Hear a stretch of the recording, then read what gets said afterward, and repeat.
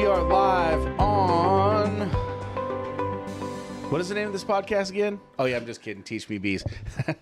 Hey, we're here with Teach Me Bees. It's me, Dave Wescott, and Scott, the beekeeper. That's right.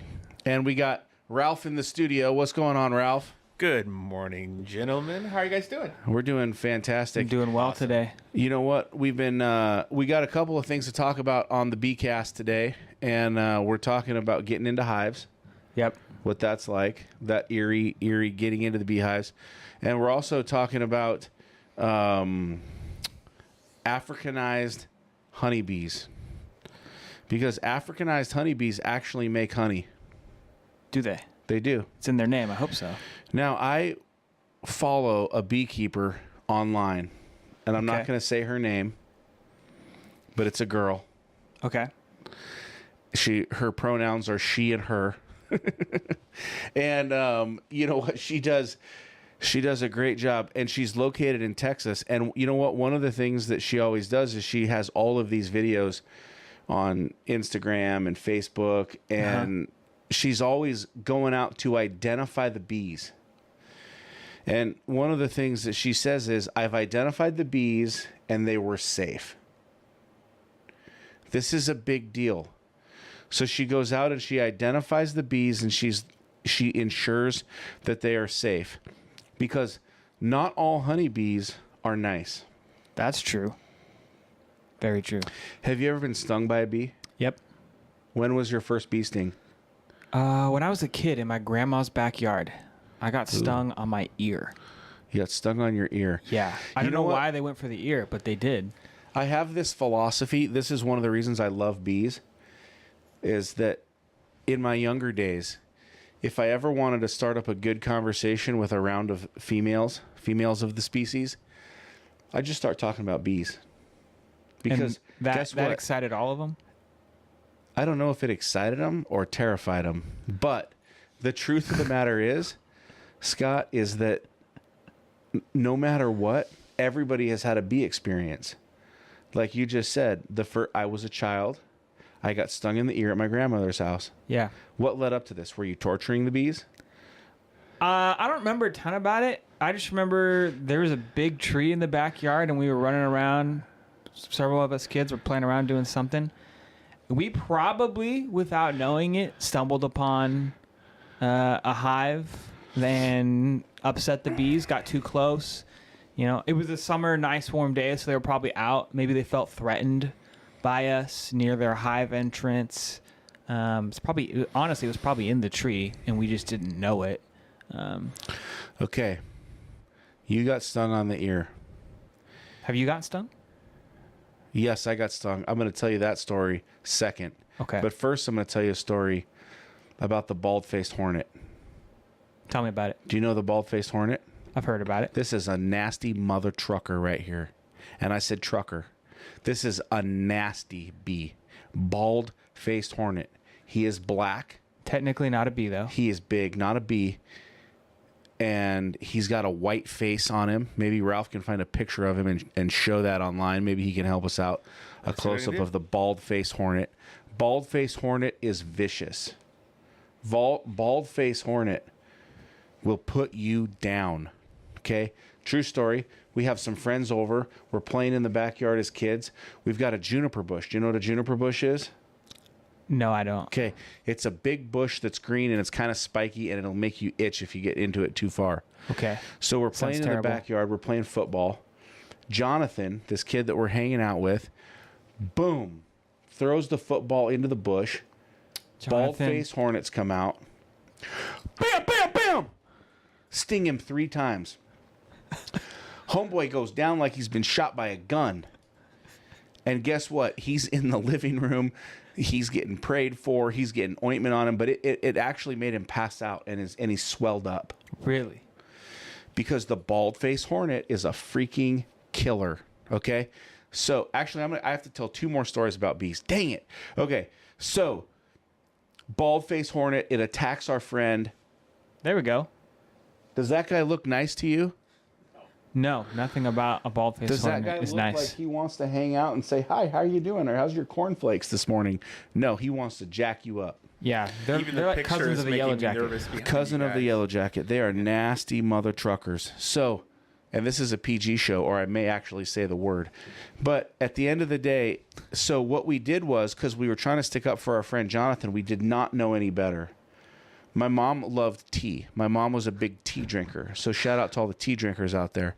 So what we did was they're tending to Jonathan. We're little, okay? We're like 9, 10 years old. We don't know anything. What was your grand plan? Go and attack the bush? Absolutely. This is absolutely what we did. This is war, right? So what we did was we identified where the hive was because we had a deck that stood up above it. Okay. And we could see the hive. Some recon here. We did some recon. We gathered some intelligence. And like smart 8 and 9 and 10-year-olds, we went into the kitchen and we thought, they stung our friend. We're going to burn them with boiling water and kill them. So what we did This is a good was idea. we took the tea kettle, we filled it up with water, we boiled it. It had a little whistle on the end of it. I used to love that whistle. The whistle went off, the water was hot, and we went, and we poured that on the hive, man. Boiling, scalding water. And those bald-faced hornets, I don't even think were affected, except they were pissed. And there was like 2,000 of these guys that swarmed out of that nest, and they were all over us. And I'll never forget, I had one on my neck, and he was bzzz, and he was trying to sting me. And I smacked my neck, and I killed him, and he fell off. And we shut the sliding door to the backyard, and neither me and my brothers got stung. But after that, we were done with that hive. It's a fight you're not going to win. At that age, we decided that we were not going in the backyard, and later at that point, my dad came out and sprayed it and killed it. Okay. That's story number one. The next story I need to answer is the one where you said, have you ever got stung before? Yeah. Tell us about that. Yes, I can. I was playing beach football in the sand Yeah. with me and some guys and some gals. And it was shirts versus no shirts.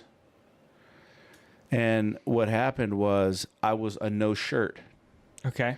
And I was playing on the target. beach. Gosh, I was looking so good too at that age. I mean, just a wonderful specimen of a man. Just absolutely unbelievable. But at the end of the day, this hornet, this wasp, whatever it was, flies down the backside of my pants, down my butt crack, and stings me 3 times on my exposed rump.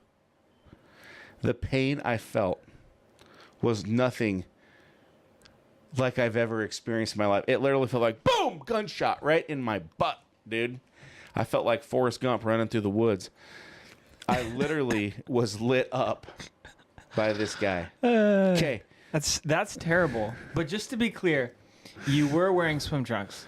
I was in wearing this jeans, football bro. game. Okay, I was okay. wearing jeans in the belt, but there's a little crack that kind of gets, there's like my pants were all the way up. I wasn't sagging. My booty wasn't hanging out.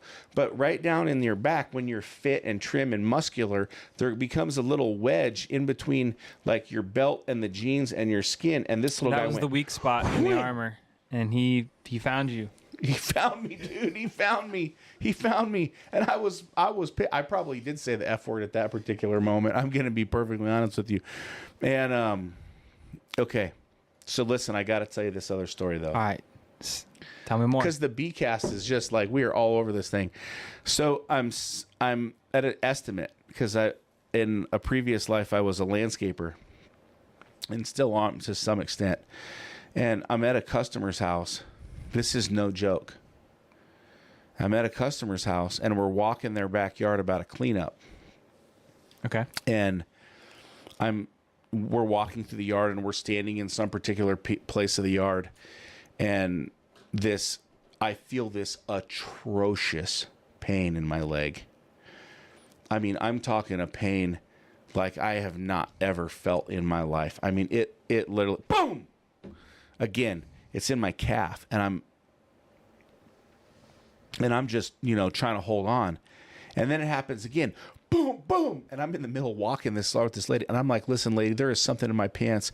There is something attacking me. I have to take these pants off. Boom, boom. It happens again. And I literally strip down to my undershorts in her backyard. She's freaking out like I'm some kind of weirdo. And I move my foot, and my foot was over the hole of a mud wasp nest. And they come flying out, and she's running. And they're everywhere. And I got stung like 8 or 9 times on my freaking leg, bro. Wow. And I mean, I am pissed. I'm in pain.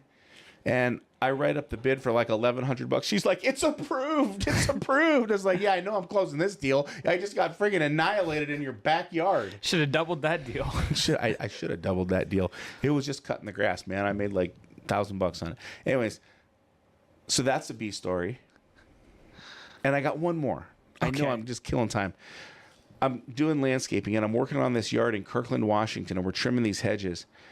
And my friend who's working for me at the time, this is when I first started my business, he's taking a hedge trimmer, and he's cutting the hedge in half, and he cuts a beehive right in half. Wasp nest right in half. Cut it right in half. That's a good thing and a bad thing. Boom, boom, boom. Stung 4 times on his hand. His hand swelled up like this. I mean, I'm telling you, it was 4 or 5 times. Several inches, yeah. It was 4 or 5 times the size of a hand. Like, his fingers were gone. And we had to give him Benadryl, and he actually had to be rushed to the hospital. Yeah, that's terrifying. He was highly allergic to bees. So what I'm saying is, and why this is important in the whole frame of today's call, is that you can always strike up a conversation with people about their experience with bees. I'm sure that you might have more experiences with bees that you didn't share. Yeah. I mean, nowadays, people ask, like, what is this new job I started? And I tell them I'm a beekeeper, and they're very interested. Tell me more. What does that mean? And that right there could start anywhere from just a casual 2-minute conversation to like 2 hours. We could talk about stuff. Do you sometimes think it's too bad I got married at such a young age that now that you're a beekeeper? No, I love my wife. I love my wife. So I'm good, man. I'm good. Let's not get him in trouble on this call. That's good. Yeah, Selena, you're the best. I wasn't getting him in trouble. There was no trouble here at all. I was just simply inquiring minds. This is a good question. I would have you know that I was just walking in here, and somebody asked me something very similar. Larry, who works with me, asked me something very similar. Really? And I said, no. How dare you, Larry? I'm not interested in X, Y, and Z. I am happily married. So I think the question comes up multiple times throughout the week. You never know. Are you happily married? You know, yes, I am. As you were talking about your wasp, your battles that you've been fighting throughout your life, I want to share a brief story as well. David Lundquist, who will be on this podcast at some point here in the future, I was at his property. He's got a wedding venue, and I was helping him attach some kind of drill to his tractor. And he hadn't touched his drill in a couple years, just kind of like off on the side of his property. And then there's a couple trash cans in the way, and he's like, hey, can you just go clear that stuff out? Just move it for me. And this was this summer, so not that long ago. And I was like, sure, I'll move this stuff. I go to move this trash can. I put my hand on the side of it, and I get lit up on my arm, just in my hand, bang, bang. And I'm like, what just happened? Next thing I know, I'm getting stung 3 times on my left arm and once in the stomach by this wasp nest. These yellow jackets come flying out at me. And then I'm like confused on what just happened in the last 2 seconds. I walk away. They're swarming me. We shoo them off. We end up finding 3 different yellow jacket nests in like a 10-foot radius. Dang. And we sprayed them all down, killed them all, so that we could actually get the equipment we needed to do the project we needed. That was probably the worst I've had it in like such a short amount of time, just getting stung 5 or 6 times, all up my arm, in my stomach, etc. That sucked. I was numb for like an hour. just inflamed. And the thing about like a yellow jacket, a hornet, compared to like a honeybee or maybe even a bumblebee, bees will sting you one time, and that's it, unless it's the queen bee because she's bigger and stronger. The reason bees sting you once is because their stingers attached to their intestines, and so when they pull out of your skin, it actually rips them apart and they die. They could sting insects, animals to protect themselves because like those things are not as strong. They don't desire to. They don't want to sting you. That's like a last resort. A yellow jacket or a wasp, however, that doesn't kill them. They will sting you as many times as they please, which is why they are the worst, and we don't like them. That's right. And so the fact of the matter is that when you're not married, striking up conversation at any particular time, and you tell your bee story, it's always good. Because what I found in my life is that everybody has a bee story. Just like you have a bee story. Everybody has encountered a bee. And the thing about building relationships is that it's all about creating commonality. And find common ground. People create commonality around bees. It's one of the greatest things you can ever talk about. I love bees. Now, we have to make sure we stay on par with or on course with what we're doing here. That's right. And so we are talking about today one of the things we're talking about is the African killer bee. And the truth of the matter is that these Africanized killer bees, so-called killer bees, they are in Arizona, California, Texas, Nevada, New Mexico. They have 6 legs. They are approximately half an inch. And that's how you tell the difference. Wow. Is the size. That's a they're big a bee. little bit they're golden yellow with darker bands of brown. That's how you identify them. But you need to identify them, especially in those states, because they are making honey. So they are pollinating. They are doing a good job. They are doing what they're supposed to do. Basically, what happened was they had bees from southern Africa and bees from Brazil, and these bees mated in the 1950s.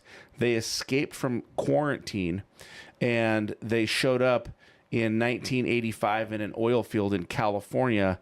And then in 1990, the first permanent Africanized bees arrived in Texas and Mexico. And that's really their origin.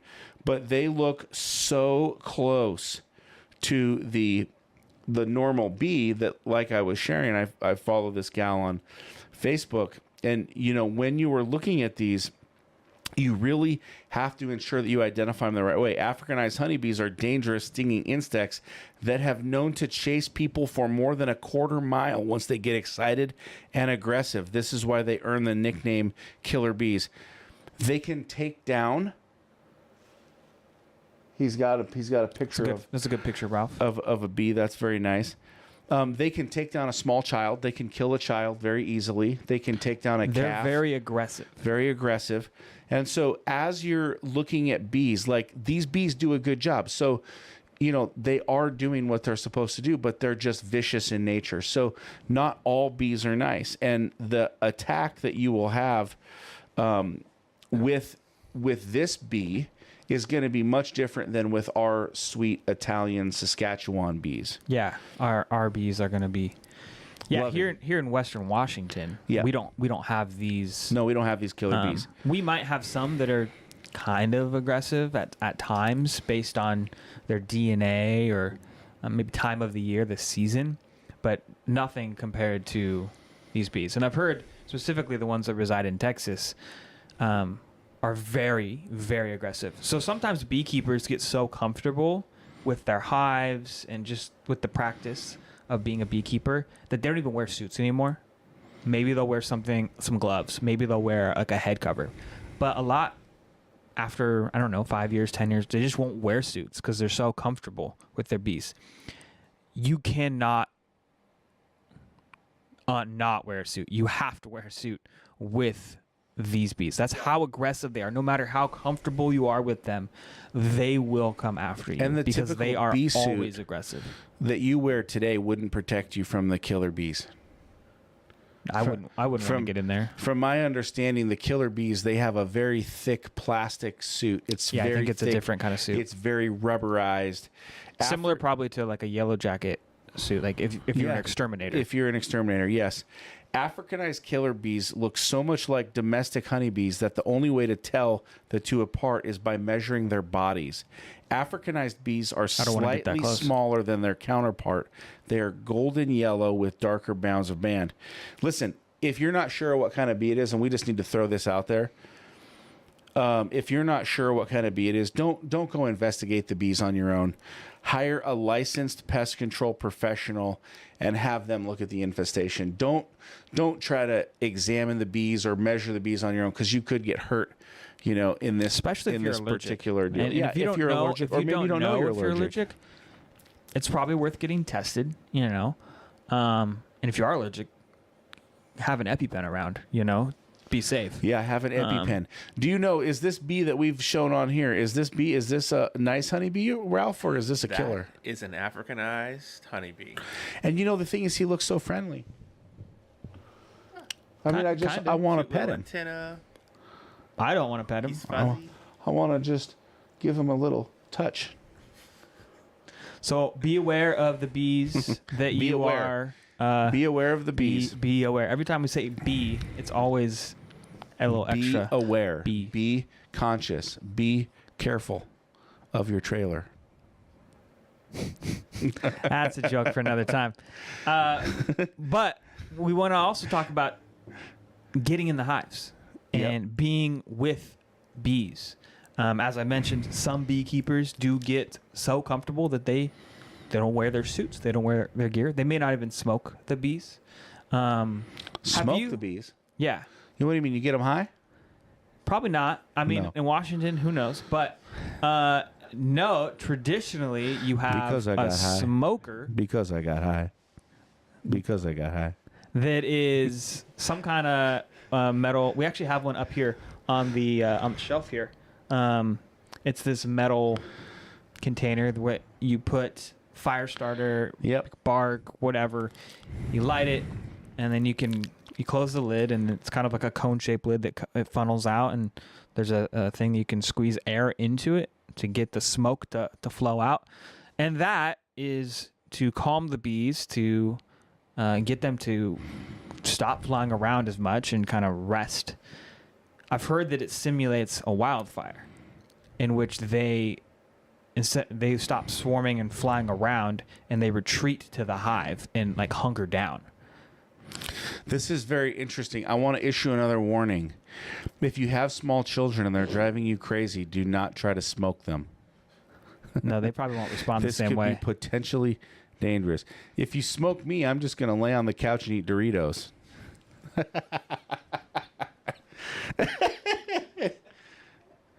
Put the lime in the coconut and light that stuff up. Have you seen that movie? No. You haven't seen it? I don't think There's so. There's this movie with my favorite little guy. Little guy. He's small. He's African American. Kevin Hart? Kevin Hart. He is so hilarious. Yeah, there's a movie where he gets to be he's like your best man at the wedding. Right? Okay. Like, you don't have a best man. You're not cool enough to have friends. You hire him to be your best man. He comes in. His name is Chet. Best man for hire? You've seen this movie, right, Ralph? Yes. Ralph has seen every movie. He's a movie. What's up with this movie, connoisseur. Ralph? Not every movie. I can't remember the name of it, but I can see it. I can see the poster. It's like My Best Man or something. It's with Kevin Hart. Yeah. Just Google Kevin Hart Best Man movie. Put the lime in the coconut and light that stuff, because they're on a plane and they're singing this song over and over again, and it will get in your head. I am not a smoker of the marijuana, but this song will get in your head. I'm into song bees. has left a mark. So what my whole point here is: do not smoke your children, even though they can be wild and crazy. When are you gonna have kids? It's gonna be a minute. It's gonna be in 4 years. We'll see. Something around that. You have a little nephew now. I have a nephew and a niece. Yes. Oh, you have two little babies around in the family. Yep. All from the same mama bear. Yep. Mm-hmm. None of the other sisters are having babies yet. Not yet. Not yet. For the record, there's 4 sisters with my wife, so there's 5 daughters. Just for everyone who's unaware of the family. So there's 5 females. 5 females. Yes. One of these mama bears is now a mama bear. Has little bear cubs running around. Yep. Elijah's You're waiting 3. 4 or 5 years. Elijah's birthday is actually in the next couple days, so he's about to be 3. And do you like Elijah? Yeah, I love that kid. Okay. He actually listens super well, Good. which is refreshing. There's some kids I've been around that do not listen. So, yeah, we get a little personal on this call. That's what's going to. You're going to get to know us. That's what makes us. That's what. Sometimes we're going to have some awkward moments when we're talking about bees. Anyways, we smoke the bees. We get into the beehive, and yes. So you're going to want to be suited up when you get in, especially if you are new to things. And there's variety of quality of suits. We got one that's more low ventilated, so when you're in suits for a long time, there's a little more airflow, and it's not as heavy on your body. But you can. Are you a person that sweats a lot? I think normal amounts of sweat. I mean, because some people just drip like a river, buckets of flowing. sweat. Yeah, I don't think I'm that guy, but I do sweat. That's good. I know a guy who just. I mean, you look at him and he sweats. You know what I mean? I know a couple of guys like that. You know, like at the end of the day, like that's not the bee suit I want to be around. I am a non-sweater, so like I can run a marathon. I probably won't even sweat. You might sweat then. In a bee suit. In a bee suit, yeah, for sure.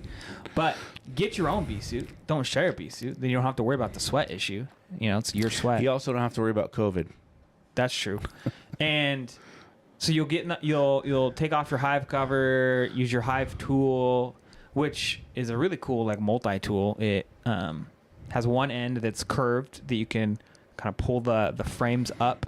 We have a frame up here on the wall, and you can pull that up. And there's the other end is meant to kind of pry open the boxes because they get stuck together with honey and nectar and stuff in the hives. And so you use your smoker to smoke the bees, use your tool to open things up, and then you're in the hive. Have you been in the hive before? Yes. Okay. What is your experience like? Are you anxious? Are you excited? Are you in awe? Are you terrified? Well, being the beautiful specimen of a man that I am fear nothing. Fear nothing. So I just want to lay that out there first. Of course. Second of all, the first time that I was in the hives, I didn't wear any gloves. Okay. So I will have you know that my hands were bare. Did you get stung? The other thing that I will tell you, no, I didn't. The other thing that I will tell you is that being a 330-pound beautiful man that I am today, getting into my bee suit is freaking hard. I'm just going to be honest with you. Like, it took me about 12 minutes to get in that thing. I mean, I'm like all stretched out like this. My wife's helping me. My kid are pulling on a shoe. You know, like getting in a bee suit for me. It's a bit of a process. It takes a hot minute because it's like, what are those little suits that you used to wear when you were a kid and you'd go to sleep and they've got the feet jammies? The onesies. The onesies. Onesies, yeah. That's exactly what a bee suit is. Yeah, it's a onesie. Yep. It's an adult onesie. So, like, fitting in a onesie at 330 pounds is like, you know, it takes a special man to be able to fit into that thing. I actually feel like Gumby when I do it. So, I get in, and I didn't put my gloves on. Intentionally or unintentionally? Unintentionally. Okay. I think I would have normally worn my gloves. Okay. But I'm in the hive, so I was slightly worried about my hands. Okay. Getting stung up. That was definitely a and concern. they could probably fly into your suit. And they could fly into my suit. Which kind of defeats the purpose. But I'm like Candyman, so just bring on the bees. There's another movie reference. That movie will actually terrify you at 11 or 10 years old. Candyman, the first one. It is very scary. Kids don't watch it. Kids don't watch it unless your parents are into horror movies. So I'm in the hive, and I will tell you that it's kind of intimidating the first time that you're in the hive. For sure. For sure.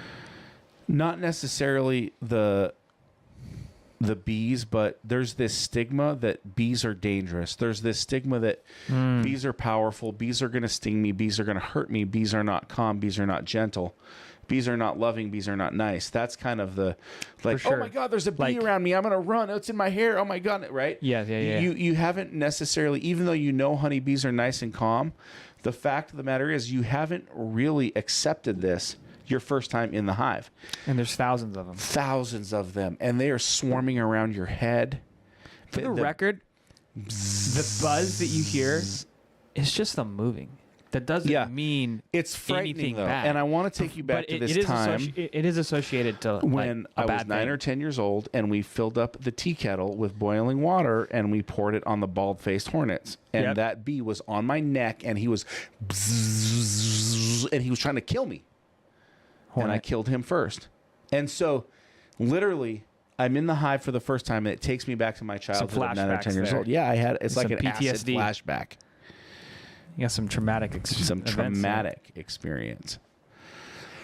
And so, you know, I thoroughly enjoyed being in the hives for the first time. I had a great time. It was amazing to see the little bees. Bees are kind of like my pets. Okay.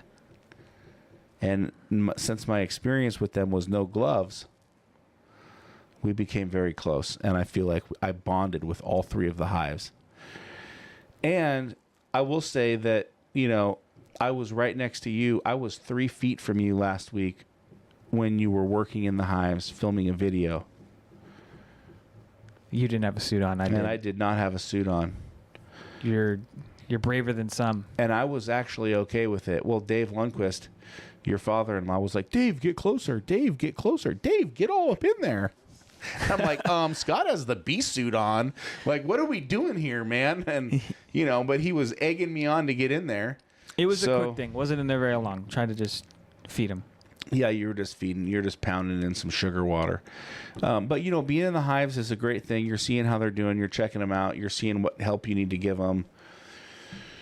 You know, and, I mean, yeah, so that's a good question. When you get in the hives, and, like, probably the most important thing as a beekeeper, as I'm learning, and just anyone out there, is your ability just to get in the hives. You know, you have to do a lot of other stuff and get equipment and build things and have supplies to give them and different stuff. But just being in the hive, and you don't want to be in the hive like every day, and sometimes not even every week, because the more you get in the hive, the more you disturb their building process, their growth, and so you got to be selective, but also know it's kind of based on time of year, how young the hive is, what the weather's like. You really don't want to get in there when it's less than 60, 65 degrees. If you are, make it quick. You know, just as the temperature drops, bees don't do well in lower temperatures. So as you're in the hive, typically you're looking, is there honey? You know, what time of year is it? Towards the winter, do you want to make sure they have food? If you're going to harvest honey, you know, depending on how many boxes you have stacked up, more than 2 is typically just excess honey for you to harvest. So you're looking for that. You're looking for brood, which we talked about last episode, honey versus brood a little bit. We eat brood like caviar. And we do not do that. No, that was a lie. And that just determines, are bees still being reproduced? Are they being birthed? But I want to eat brood. Maybe you can try it, but it seems weird to me. Have you ever had caviar? No, I have not. Okay, well, then it can be weird until you've had caviar. Okay. Have you had caviar? Of course I have. Okay. All right. I eat it every time I get into my Lamborghini. Okay. I haven't seen it yet. And it's a little too cold to bring out the Lambo, brother. Okay. All right. It's a little too cold to bring out the Lambo. But then you're also looking for the queen. And sometimes you just can't find the queen, because kind of her job is to be protected and be hidden. So not every time you get in there will you find the queen. But if you see brood, if you see new eggs being laid, that means the queen's been in there the last 3 days. Probably she's just fine. And so get your hands out of there before you upset them all the whole time, you know. You know what? There's right on the outside of this building, there's an eave that goes up like this. You can actually see a wasp's nest that is about the size of a pancake.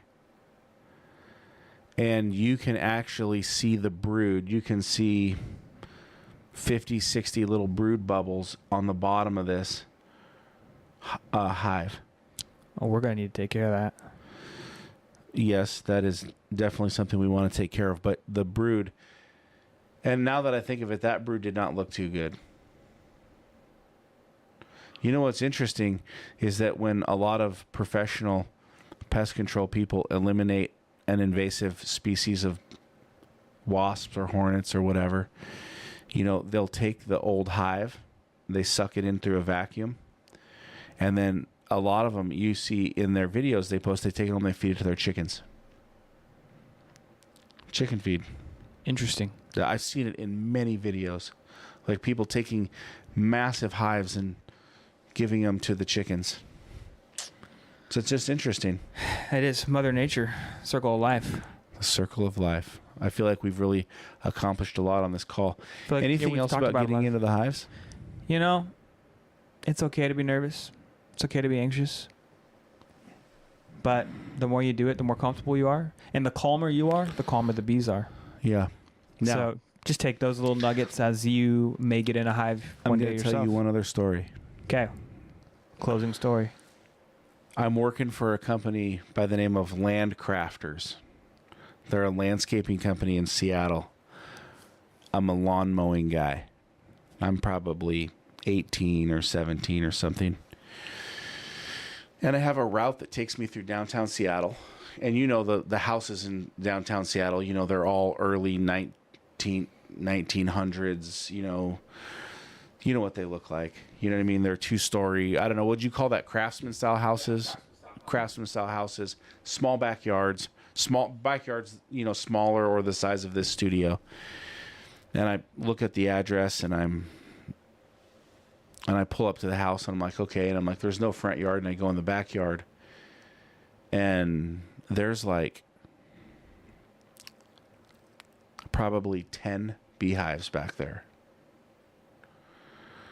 And I'm like, what the frick is this?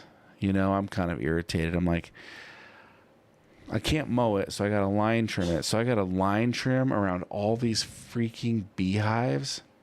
I was like, this is not cool, man. So I get out, I start up my trimmer. I'm just trimming. I trim the whole backyard. And, you know, I'm like, okay, well, that was cool. Bees were, you know, whatever, kind of around me, but didn't really bother me because I just needed to get my job done. So 2 weeks later, I come back to the same house and I'm like, okay, I got to do it again.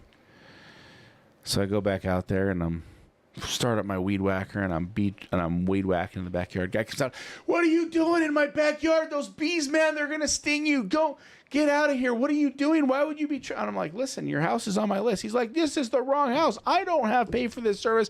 Get away from my bees. Get away from my bees. And I'm like, oh my gosh, these bees. And then I start to like notice, and there's like a lot of bees out everywhere. I didn't really notice it until he said that.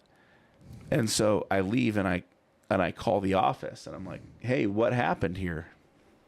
And they're like, oh, sorry, we got the address wrong. It's the house next door.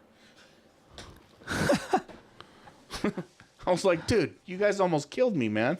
There's all these bees in the backyard. Oh, they're like, oh, we're sorry. Get back to work. And with that, that's it. I mean, what I'm telling you is there's always another story about bees. Be careful. Be careful about bees. Share your stories. Share your stories about bees. Use them to pick up that person you might be in love with. Your crush, if you so will. Anyways, bees are fun. This was a great show. Listen, we're going to be back next week. Same bee time. Same bee channel. Thanks for joining. Thanks for joining. Have a great day. See you later.